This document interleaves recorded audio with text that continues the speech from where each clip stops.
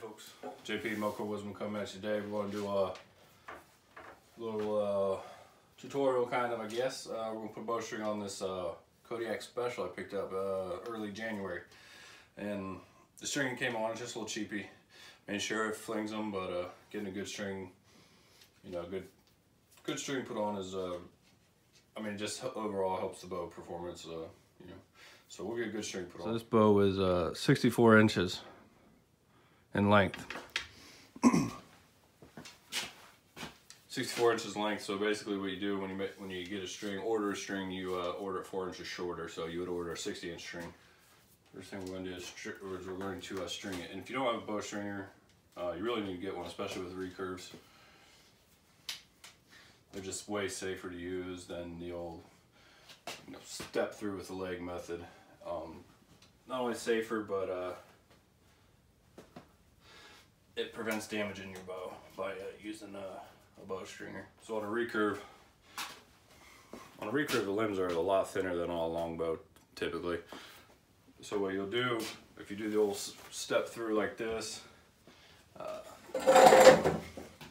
what you end up doing when you go to put the pressure on the limbs to be able to get the string to slide up, without knowing it, you're a lot of times you're twisting it. You're twisting it at you as you're doing that, and that's what leads to limb twist. So it's just safer to get a stringer and do it that way. So one of the first things I like to do before I get rid of the old string, measure the brace height.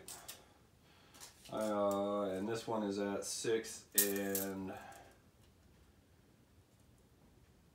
7/8.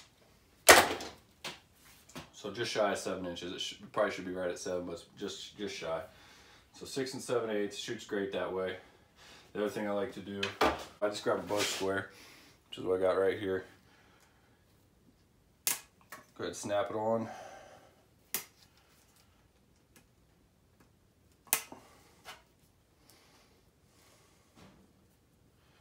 And this just simply is used to get your knock.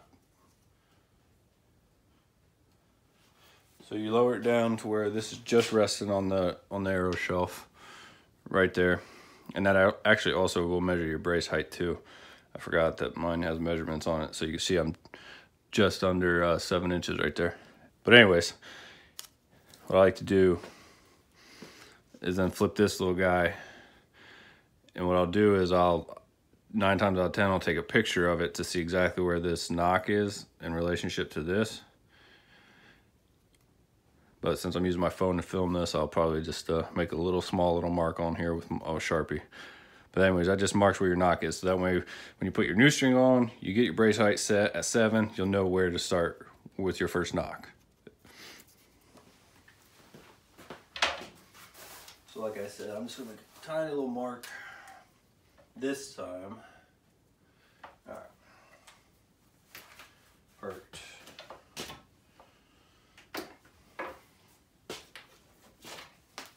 One thing I do with the old strings, if it's in good shape, like this one's in good shape, even though it's just a cheap string, but it's still in good shape, is I'll keep it. I definitely won't throw it out for no reason. You never know, you might need a spare. But so when you get a new bowstring, you're gonna have one loop that is bigger than the other. So you can see the loop in my right hand is larger. So that is going to be your top loop. It's going to go at the top of the bow. And the reason it's larger is so that it will slide down the bow like that. And it'll let you hook your bottom string.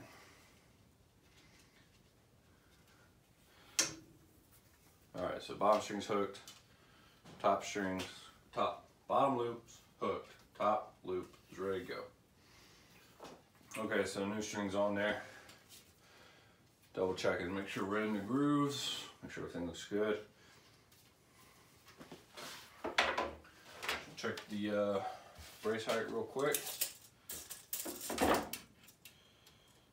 Okay, so I'm at 6.5.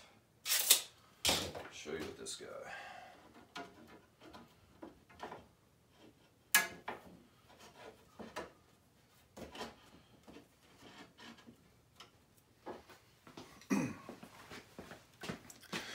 Okay, so let's see where you can see it's about 6.5 right there. When you measure brace height, you're measuring from the very back right here to the string. So I got 6.5. If you remember, the old string was 6 7/8. So what that means is that this string needs to be twisted. You can tell just by looking at it, it's not got a very much of a twist going on in it right now. To put a twist on the string, I take the top off first. So basically what you're going to do, this is the serving, this is where your knock's going to go and everything. So you hold it by the serving, and then you take it by the end, and then you twist. So one, am I twisting right? No, all right, my bad.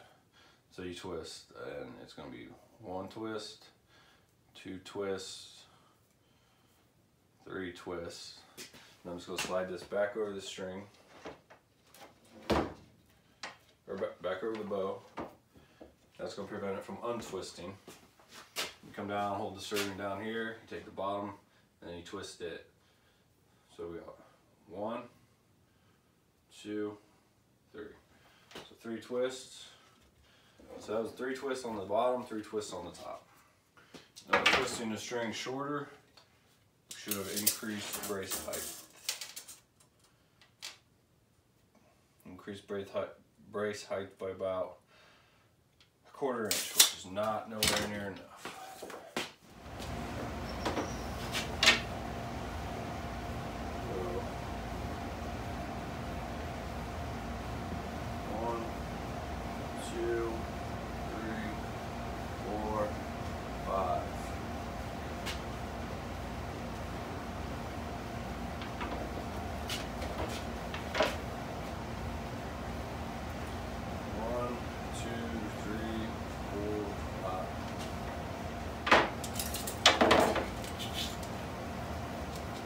We're at 7 1/8.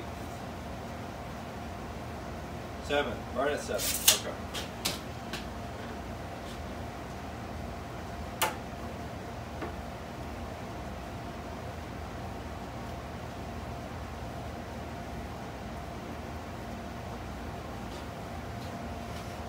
All right, so after all that twisting, I think I did 3, then I did 6, and then I did 5. So if you do the math, that's 14 twists.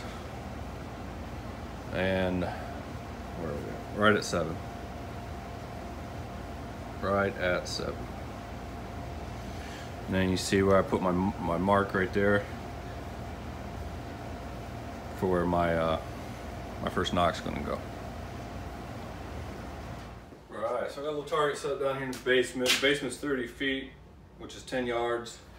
So I'm not quite shooting 10 yards. I'm probably at about 8 right here. And this bow's too long to shoot standing up, because I hit all this crap. So I gotta sit.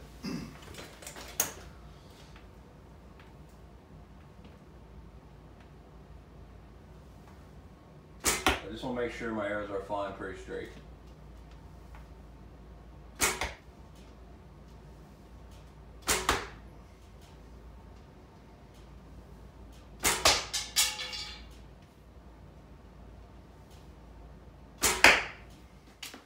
Alright, so your next step on your bowstring is to put your nocks on.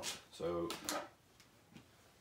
imagine you could probably do it just a normal pair of pliers. It'd be a little trickier, but you get yourself a set of knocking pliers,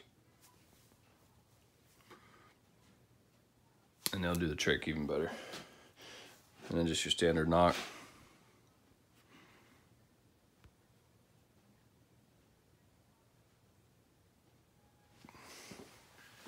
Then you take your first knock, and you just set it on where it goes. Double check. And some people want to put one on, one above or one below. I prefer 2.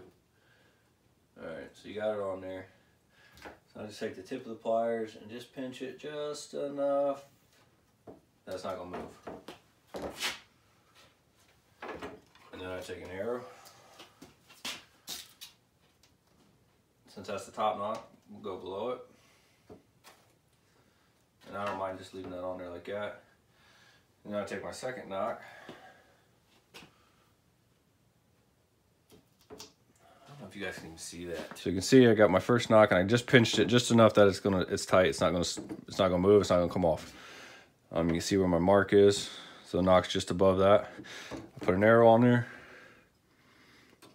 And then I put my second knock, which is in this case the bottom knock. I get it on the string. Snug it up right up where that arrow is. I don't want to be so tight that it's hard to get your arrow on. But you're talking, you know, less than a 1/16 of an inch.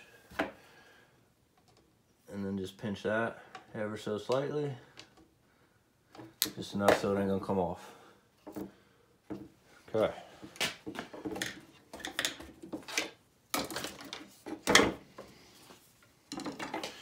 So as you can see, they aren't fully tight. You can still see they're open.